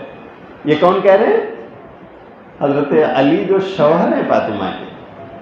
فاطمہ نہیں جتا رہی ہیں کہ علی دیکھو میں کیا کیا کر رہی ہوں تمہارے گھر میں، سنبھل کے رہو۔ علی پر حکمرانی نہیں ہے، وہ جانتی ہیں کہ میرا سرتاج تو دین کا مجاہد ہے، یہ تو در خیبر کو اکھاڑنے والا ہے، یہ تو اسلام کے دفاع میں لڑنے والا ہے۔ اس کے جانوروں کو پانی پلانا یہ ثواب کا کام ہے، اس لیے میں ڈول نکال دیں۔ اس کے کپڑے لتے تیار کرنا ثواب کا کام نہیں، اس لیے میں دھو رہی ہوں۔ اس کے لیے روٹی بنا کر دینا یہ میرے لیے عبادت ہے، اس لیے میں چکی چلا رہی ہوں۔ یہ فاطمہ کی سوچ تھی، لیکن آج ہماری بیٹیوں کو کیا سوچ دیا ہے؟ دیکھو تنک بھر جھکے ضرورت نہیں ہے، جب کو بات سنے نا کچھ وہی تو بتایا، جہیز دیے ہیں اللہ تمہاری جہیز کی، تمہیں جس کے تم مستحق ہو اللہ تمہیں اس کا مستحق بنائے۔ تم نے جہیز دے کر اسے خرید لیا ہے، اس پر تم غرور اور گھمنڈ کر رہے ہو، اپنے داماد کا گھر اجاڑنے پر تلے ہوئے ہو۔ کاش تم اپنی بیٹی سے کہتے کہ فاطمہ کی سیرت پڑھ لو بیٹی، شکایت کا موقع نہ دے لیں۔ بیٹی جاؤ اسماء بنت ابو بکر کی سیرت پڑھ لو، زبیر بن عوام کے جانوروں کو چارہ کھلانے کے لیے وہ دور دراز جاتی تھی، کھجور کی گٹھلیاں کھجور کے کھیت سے چارے لاد کر اپنے سر پر لاتی تھی اور ان جانوروں کو پالتی تھی۔ بیٹی ان صحابیات کی سیرت پڑھو، شکایت کا موقع نہ دے، اللہ کی قسم اس کا گھر سمجھ جائے۔ لیکن سرپرستو تم نے اپنی بیٹی کو نہیں سکھایا، تم نے دین کی تعلیم نہ خود حاصل کی نہ ان کو تعلیم یافتہ بنایا، اور یہ سمجھا کہ جہیز دے دیا سب کچھ ہو گیا۔ وراثت بھی تم نے ان کی مار لی، بیٹیوں کو حق وراثت سے بھی محروم کر دیا۔ تو میرے بھائیوں اور میری بہنوں، فاطمہ کی زندگی اللہ کی قسم مثال ہے۔ جاتی ہے فاطمہ رضی اللہ تعالیٰ عنہ اپنے ابو کے پاس، کس کے کہے پر؟ اپنے شوہر علی کے کہنے پر، اور نہیں پاتی ہیں اپنے ابو کو۔ عائشہ رضی اللہ تعالیٰ عنہ گھر میں ہے، کیا ہے ماجرا بیٹی؟ کہتی ہیں کہ آئی تھی ایک کام سے، تو ابو تو نہیں ہیں آپ کے، بولو پیغام کیا ہے پہنچا دوں گی میں۔ کہا بس دیکھو یہ ہاتھوں کے گھٹے ہمارے شوہر علی نے دیکھا اور انہوں نے کہا ہے کہ ابو کے پاس کچھ خادم خادمائیں لونڈیاں آئی ہیں، میں آئی تھی کہ ابو سے کہتی، ہو سکتا ہے ان کے پاس ہوں اور کوئی خادم مل جائے، خادمہ مل جائے تو پریشانی ہلکی ہو جاتی۔ تو عائشہ کہتے ہیں ٹھیک ہے بیٹی پیغام پہنچا دوں گی، جاؤ گھر جاؤ۔ فاطمہ اپنے گھر جاتی ہیں، نبی صلی اللہ علیہ وسلم رات کو آتے ہیں، اما عائشہ کہہ سناتی ہیں آپ کی لاڈلی آئی، کیا پیغام ہے؟ کہا آپ کے پاس لونڈیاں ہیں نا، آپ کے پاس خادم ہیں، آپ کی بیٹی کے ہاتھ کے گھٹے تو ہم نے بھی دیکھے ہیں، بڑی محنت کرتی ہے فاطمہ آپ کی، چکی چلاتی ہے، ڈول ڈال کر پانی نکالتی ہے، جانوروں کو پلاتی ہے، گھر بار دیکھتی ہے۔ اس کی طرف یہ ہے، اس کی تمنا اور چاہت یہ ہے کہ آپ کی طرف سے کوئی خادمہ مل جاتی، کوئی لونڈی مل جاتی۔ اللہ کے رسول یہ سنتے ہیں اور تڑپ اٹھتے ہیں۔ لیکن میرے بھائیوں قربان جائیے نبی امی پر صلی اللہ علیہ وسلم، کیا سکھاتے ہیں اپنی بیٹی کو آپ اسی رات اپنی بیٹی کے گھر جاتے ہیں، کہتے ہیں عائشہ رکو میں اپنی بیٹی سے مل کر آتا ہوں۔ کیا رشتہ ہے باپ اور بیٹی کا، جو کلیجہ ہے کسی باپ کا۔ آتے ہیں جب حضرت علی اور فاطمہ اپنے بستر پر کھا پی کر سونے لگے ہیں، آرام کر رہے ہیں، رات گزرنے لگی، اللہ کے رسول دستک دیتے ہیں السلام علیکم، آواز سن کر پہچان جاتی ہیں، دروازہ کھولنے کے لیے آگے بڑھتی ہیں، ادھر حضرت علی اپنے بستر سے اٹھ کر اپنے آپ کو سنبھالنے لگتے ہیں، اللہ کے رسول دیکھتے ہیں، کہتے ہیں علی اپنی جگہ پر بیٹھے رہو، یہاں وہاں جانے کی ضرورت نہیں۔ اللہ کے رسول گھر میں آتے ہیں اور انہی کے بستر پر علی رضی اللہ تعالیٰ عنہ کا بیان ہے بیٹھ جاتے ہیں اور دونوں کو اپنے قریب بٹھا لیتے ہیں، ایک طرف بیٹی فاطمہ ہے، دوسری طرف داماد علی۔ علی رضی اللہ تعالیٰ عنہ کہتے ہیں اللہ کے رسول نے اس قدر ہم کو چپکا لیا، ہم دونوں کو، کہ میں اپنے پیروں میں آپ کے پیروں کی گرماہٹ محسوس کر رہا تھا۔ اللہ اکبر، کیا محبت ہے ایک سسر اور داماد میں۔ میرے بھائیوں ہم نے بھی دینی انداز میں اپنے دامادوں کو اس طرح چاہا ہے، جہیز دے کر تو خرید لیا ہے، تو محبت کے مستحق کہاں رہے؟ انہوں نے بھی مانگ کر جرم کیا ہے، غلطیاں دونوں طرف سے ہیں۔ ہمیں بیٹیوں کو وراثت دینا چاہیے. جہیز دے کر جو ہم نے سمجھ لیا نا کہ وراثت ادا ہو گئی، اللہ کی قسم وراثت زندگی میں نہیں، مرنے کے بعد تقسیم ہوتی. وراثت شادی کے موقع پر نہیں، کسی کی وفات پر تقسیم ہوتی ہے. آپ اس حق سے اپنے آپ کو جدا نہیں کر سکتے، آپ کو جواب دینا ہوگا قیامت کے دن. اللہ تعالیٰ وراثت کا معاملہ توفیق دے ہمارے علماء کو کہ وہ عوام تک پہنچائیں، اور اللہ تعالیٰ عوام کو بھی توفیق دے کہ اس پر عمل کرنے کی کوشش کریں. تو میرے بھائیو، نبی صلی اللہ علیہ وسلم آتے ہیں، دونوں کو بٹھا کر کہتے ہیں بیٹی فاطمہ، آپ کے بارے میں، آپ کے پیغام کے بارے میں مجھے علم ہوا، میں آیا ہوں بیٹی، کیا تمہیں ایسی بات نہ بتا دوں جو ان تمام چیزوں سے بہتر ہے، لونڈی سے، خادم سے، نوکر چاکر سے. ہاں فاطمہ، ایسا نسخہ نہ بتا دوں؟ کہا ابو ضرور بتا دیجئے. اللہ اکبر. آج کے سسر لوگ داماد کے گھر جاتے ہیں تو کیا کھرا کھوٹا سناتے ہیں نا. ہمارے بیٹیوں کو بہت پریشان کرتے ہیں، نمٹ لے ہوئے ہم اچھی طرح. نبی صلی اللہ علیہ وسلم اپنے داماد کے گھر گئے، اپنی بیٹی کے گھر گئے، اور اللہ کی قسم آپ کے پاس یہ طاقت تھی، لیکن ہو سکتا ہے وہ لونڈی، وہ غلام کسی اور کا حق رہے. اللہ کے رسول اپنی بیٹی کو کیا سمجھاتے ہیں؟ اللہ کے رسول کو معلوم ہے اپنی بیٹی فاطمہ کا گھٹا، اس کا آبلہ، اس کا جھلکا. لیکن باپ ہو تو ایسا کہتے ہیں بیٹی میں ان خادم اور خادموں سے زیادہ بہتر چیز تمہیں بتا دیتا ہوں. بتاؤ ابو کیا ہے وہ؟ کہتے ہیں بیٹی جب تم کام کاج کرنے کے بعد، اللہ کی عبادت کرنے کے بعد، شام میں، رات میں کھا پی کر جب سونے چلو تو دعائیں پڑھنے کے ساتھ ساتھ ایک اور ورد کر لیا کرو، ذکر کر لیا کرو. کہا کیا کروں ابو؟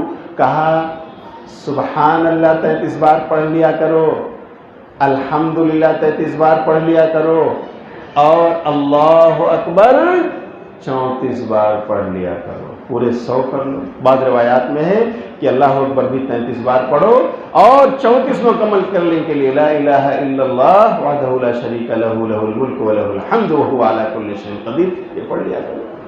میری بیٹی تمہاری پوری تکان دور ہو جائے گی، اور یہ تمام خادم اور غلاموں سے بہتر نسخہ ہے. اللہ اکبر. چاہتے تو نبی صلی اللہ علیہ وسلم علی کو ڈانٹ سکتے تھے کہ علی تم میری بیٹی سے اتنا کام لے رہے ہو، چکی چلاتی ہے، ڈول ڈال کر پانی نکالتی ہے، اس کا انتظام نہیں کر پاتے ہو. لیکن جانتے تھے اللہ کے رسول کہ میری بیٹی کی ذمہ داری کیا ہے گھریلو، اور میرے داماد کی ذمہ داری کیا ہے آؤٹ ڈور. دونوں مل کر جب چاہیں گے تب یہ گھر سنورے گا. اللہ کے رسول نے وہی بتایا جو فاطمہ کے حق میں لیتا تھا. ٹھیک ہے کوئی بات نہیں، اگر آپ کو اللہ نے دیا ہے، آپ اپنی بیٹی کے لیے خادمہ دے سکتے ہو، انتظام کر سکتے ہو، اس کی تنخواہ دے سکتے ہو، رکھو. اسلام نہیں منع کرتا ہے، اللہ کی قسم نہیں منع کرتا میرے بھائی. لیکن اس خادمہ کا حق ادا کرو، اس کی عزت و عصمت کا خیال رکھو، بالکل جائز ہے. اور ہیں ایسا کچھ لوگ کرتے ہیں جن کو اللہ نے دے رکھا ہے. پر پیارے نبی صلی اللہ علیہ وسلم سے سیکھو، فاطمہ کی زندگی اور سیرت سے سیکھو. میری ماں اور بہنوں، اپنے شوہروں کا گھر بسانے کے لیے محنت کرو. اگر کر رہی ہو، اللہ کی قسم تمہارے لیے ثواب کا ذریعہ ہے. تم اپنے شوہر کو خوش کرنے کے لیے، اس کے گھر کو سنوارنے اور بسانے کے لیے ایسا کر رہی ہو، بالکل کر سکتی ہو.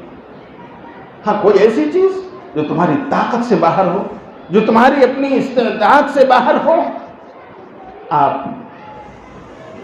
ادب کے دائرے میں اپنے شوہر سے کہہ ڈالیں. ادب سے کہو گی، اللہ کی قسم آپ کی بات مانی جائے گی.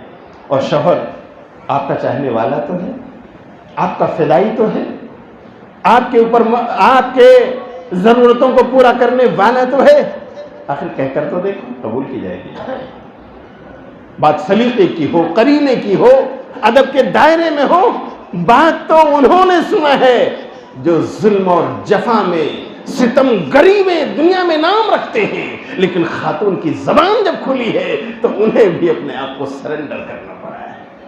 تم بھی ایک گھر کی خاتون ہو، ایک عالمہ ہو، ایک فاضلہ ہو، ایک متدینہ ہو، ایک دیندار خاتون ہو. اپنے گھر میں اپنے بچوں کو پال پوس رہی ہو، شوہر کے گھر کو بسا اور سنوار رہی ہو. آخر اپنی زبان کھولنے کی جرأت کیوں نہیں ہے؟ وہ بھی حق بات کے لیے. ویسے تو لڑائیاں بہت समाज में लड़ाइयाँ बहुत हैं, गली कोचों से गुजरो तो शौहर और बीवी की लड़ाइयाँ, हाँ पड़ोसी की लड़ाइयाँ, औरत की लड़ाइयाँ कितनी है मेरे भाई जो हमारी आंखों से गुजर रही हैं। लेकिन हमारी बहनें कहती हैं कि अरे हम तो अब्बू की बेटी हैं तो किताबें हैं, शौहर के घर आ गए शादी हो गई तो शौहर के ताबे हैं।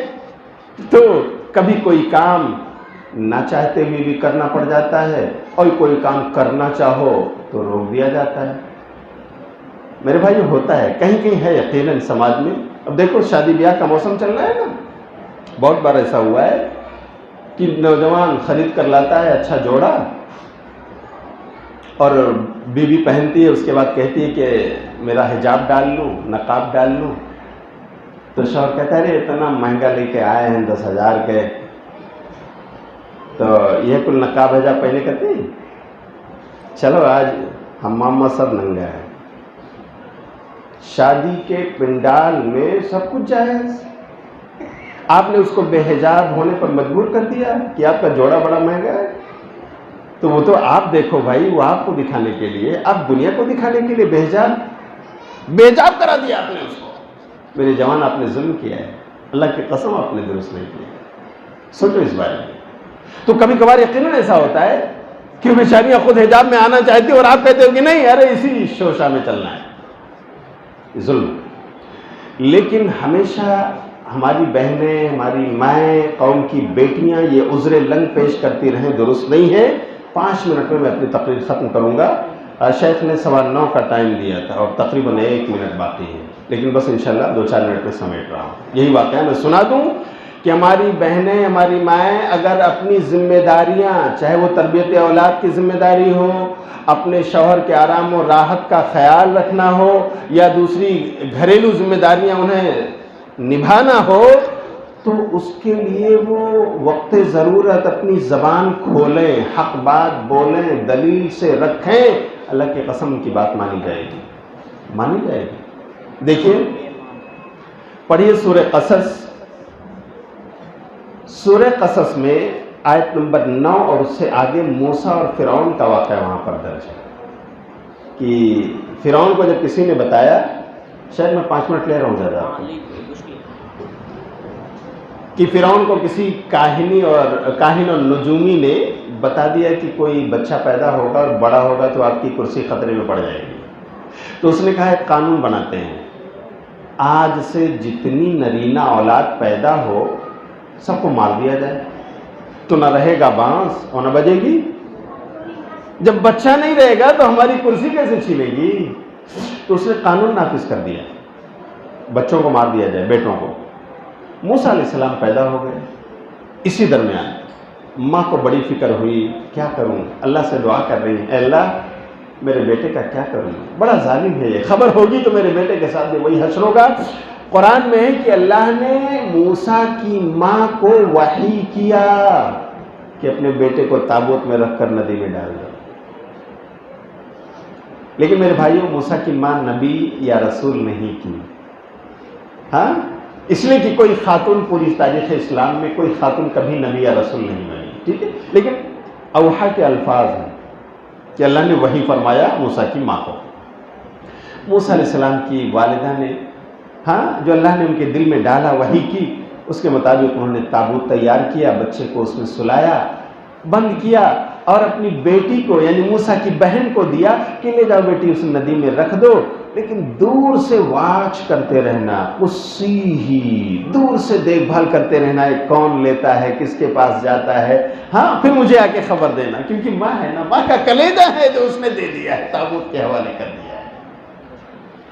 मूसा की बहन ले जाती हैं, ताबूत को डाल देती हैं, वो तैरते हुए जाता है, कुछ लोग नहा रहे हैं, किसी को मिलता है, अरे इसमें बच्चा है नन्हा मुन्ना, तो ये तो बेटा है, चलो फ़िरौन के पास लेकर चलते हैं। वहाँ पहुँचा दिया जाता है। फ़िरौन के पास जब ये ताबूत पहुँचता है, वो देखता है कि ये बेटा है, तो वो कत्ल करने का इरादा करता है, मारने का। कुरान के अल्फाज गवाह हैं, वक़ालत इम्रअतु फ़िरऔन क़ुर्रतु ऐनिन ली वलक ला तक़्तुलूहु असा अन यन्फ़अना او نتخذہ ولدا وہم لا یشعرون. کیا پیاری تعبیر ہے. اللہ کہتا ہے کہ فرعون کی بیوی نے کہا، فرعون کی بیوی کا نام آسیہ ہے، جو قرآن میں نہیں ہے، لیکن آسیہ جنتی خاتون ہے، جنتی خاتون. اللہ کے رسول نے ان کو جنت کی بشارت سنائی ہے. تو آسیہ کہتی ہیں کہ ارے یہ بچہ جو ہے نا، آپ اسے مارنا چاہتے ہیں، اللہ کے لیے نہ مارو. بڑے ادب سے کہتی ہیں. یہ تو ہمارے اور آپ کے آنکھوں کی ٹھنڈک ہے نا، قرۃ عین لی ولا تقتلوا، تو ایسا کیجیے آپ اسے مت ماریے. یہاں پر کچھ مفسرین نے کہا ہے کہ یہ فرعون اپنے شوہر کے لیے آسیہ نے یہ جملہ استعمال کیا ہے، اور فرعون سنگل تھا پھر بھی اس کے لیے جمع کا صیغہ ہے. اور عربی زبان کی لطافت یہ ہے کہ جب کسی کو پیار سے آپ کہنا ہو تو انتا کے بجائے انتم کہا جاتا ہے، کا کے بجائے کم کہا جاتا ہے. ہاں، عربی زبان جاننے والے طلبہ جانتے ہیں. اور جمع تعظیمی کا استعمال کیا جاتا ہے. ایک آدمی بادشاہ ہے، حاکم ہے، سلطان ہے، بڑے ادب کے ساتھ اس کے لیے کہا جاتا ہے کہ مثال کے طور پر کیف حالکم، حالانکہ آدمی ایک ہے لیکن کا کے بجائے کم کہا جاتا ہے، آپ کیسے ہو. اردو ترجمہ. اردو زبان بڑی لطیف زبان ہے. ایک لفظ آپ ہے پورا معنی ادا ہو گیا، وہاں اس کو جمع بنانے کی ضرورت نہیں ہے. لیکن عربی زبان میں اگر کسی کو تعظیماً آپ کہنا ہو تو وہاں کا کو کم، انتا کو انتم کہا جاتا ہے. یہاں پر اگر دیکھا جائے تو فرعون کو آسیہ کہہ سکتی تھی کہ آپ اکیلے ہو، لا تقتل، مت مانو اسے. لیکن یہ ایک تحکمانہ جملہ ہوتا ہے. پر آسیہ نے اپنے شوہر کے پاس و لحاظ میں، تھا تو وہ بادشاہ نا، گدی تھی اس کی، بھائی کرسی ملی ہوئی تھی اس کو، تھا وہ کافر اور غیر مسلم جابر ظالم، آسیہ مومنہ و مسلمہ، لیکن اپنے اس کافر و مشرک شوہر کا، ظالم و جابر کا بھی پاس و لحاظ کیا، ادب کے دائرے میں رہتے ہوئے. لا تقتلوا، آپ اسے مت مارو، اگر ترجمہ کرنے جائیں. اچھا، کچھ مفسرین نے کہا ہے کہ نہیں، چونکہ درباری بھی وہاں تھے، اس کے مشیران کار بھی وہاں تھے، تو جمع تھے، اس لیے آسیہ نے کہا. لیکن بہرحال ایک وجہ علماء مفسرین نے یہ بیان کی ہے کہ آسیہ نے بڑے سلیقے سے اپنے شوہر فرعون سے کہا تھا کہ آپ اسے مت مارو، اور دلیل دی عسیٰ ان ینفعنا، امید ہے کہ یہ ہمارے لیے نفع بخش ہوگا، ہمارا بیٹا ہے نا، ہم پالیں گے، ہمارے دربار میں پلے بڑھے گا. او نتخذہ ولدا، یا ہم اسے اپنا بیٹا بنا لیں گے. منہ بولا بیٹا، حقیقی نہ صحیح، منہ بولا بیٹا پالیں گے، پوسیں گے. وہم لا یشعرون، اتنا بڑا محل آپ کا ہے، اسی میں پالتی پوستی رہوں گی، بڑا ہو جائے گا، لوگوں کو پتہ تک نہیں چلے گا. فرعون آپ اسے مت ماریے. بات سمجھ میں آ گئی، کیونکہ دلیل کے ساتھ تھی نا، اور بڑے سلیقے مندی میں انہوں نے ادا کی تھی. تو میری بہنوں، میں آپ سے پوچھتا ہوں، میرے بھائیوں، میں آپ سے پوچھتا ہوں، موسیٰ کو زندگی جینے کا حق ملا یا نہیں ملا؟ بولو بھائیو، موسیٰ کو زندگی ملی؟ مارنے سے رک گیا فرعون. آخر کس کے کہنے پر؟ ایک خاتون کے کہنے پر. خاتون کی بات میں اتنا دم خم ہے کہ ایک ظالم و جابر اپنا بنایا ہوا قانون خود اپنے ہاتھوں سے توڑتا ہے، سرنڈر ہو جاتا ہے. اللہ اکبر، اپنے قانون کو توڑ کر وہ موسیٰ کو جینے کا حق دیتا ہے. اگر خاتون کی بات میں اتنی تاثیر ہے تو میری بہنوں، آپ کہتی ہو ہمارے شوہر نماز نہیں پڑھتے، کیا آپ کو نہیں معلوم نماز پڑھنے کی اہمیت کیا ہے؟ دلیل کے ساتھ ذرا بتا دوں، کسی دن سمجھا دو نا کہ بھائی ہمارا اور آپ کا نکاح خطرے میں ہے، میں نمازی آپ بے نمازی، کہاں جا رہے ہو آپ؟ خیال رکھو، اللہ پوچھے گا، اللہ پوچھے گا اس کے بارے میں. اللہ کے لیے ڈرو، اس سے نماز کی پابندی کرو، اللہ برکت دے گا. میری بہنوں سمجھاؤ تو صحیح ان کو، لب ہلاؤ. آپ کہتی ہو کہ ارے بیڑی سگریٹ پیتے ہیں، وہ بھی گھر میں بیٹھ کے پیتے ہیں، ہموک نہ ہو جائے.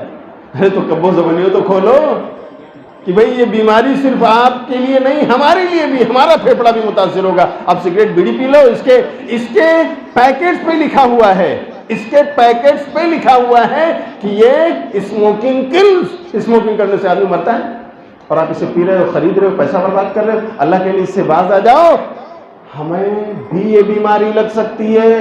میری بہنوں ذرا بولو تو صحیح، آپ کا شکوہ ہے کہ شوہر شرابی ہے، لیکن آپ کو پتا ہے نا کہ شراب حرام ہے، اور جو دنیا کی شراب پیے گا جنت کی شراب سے محروم ہو جائے گا۔ ذرا لب تو ہلاؤ، زبان کھولو، حق بات کہہ تو دو، پیغام پہنچا دو، ادب کے دائرے میں سلیقے سے گستاخی مت کرو، لڑائی جھگڑے مت کرو۔ اللہ کی قسم آپ کی بات سنی جائے گی۔ ظالم مجاور فرعون اگر کسی خاتون کے سامنے سرنگوں ہو سکتا ہے، ہمارے اور آپ کے درمیان رہنے والے یہ بھائی، ہاں، جو آپ کے شوہر بنے ہوئے ہیں، یا یہ والد جو آپ کے والد محترم ہیں، آخر آپ کے نہ سنیں گے؟ کیوں نہ سنیں گے؟ کھولیے، زبان ہلائیے، دعوت کا فریضہ انجام دیجیے۔ اللہ نے قرآن میں کہا ایمان لانے والے مرد اور ایمان لانے والی عورتیں آپس میں ایک دوسرے کے سپورٹر ہیں، بھلائی کا حکم دینے میں، برائی سے روکنے میں، نماز قائم کرنے میں، زکوٰۃ کی ادائیگی میں، اللہ اور اس کے رسول کی اطاعت کرنے میں ہم ایک دوسرے کے سپورٹر ہیں۔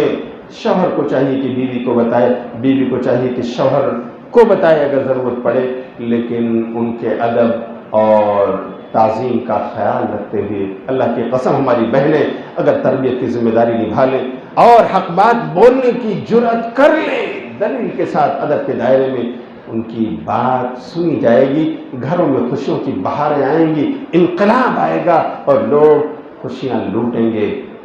اللہ کی قسم وہ ادائیں اللہ نے ان خواتین کو دے رکھی ہیں، لیکن اس کا صحیح استعمال تو یہ کریں۔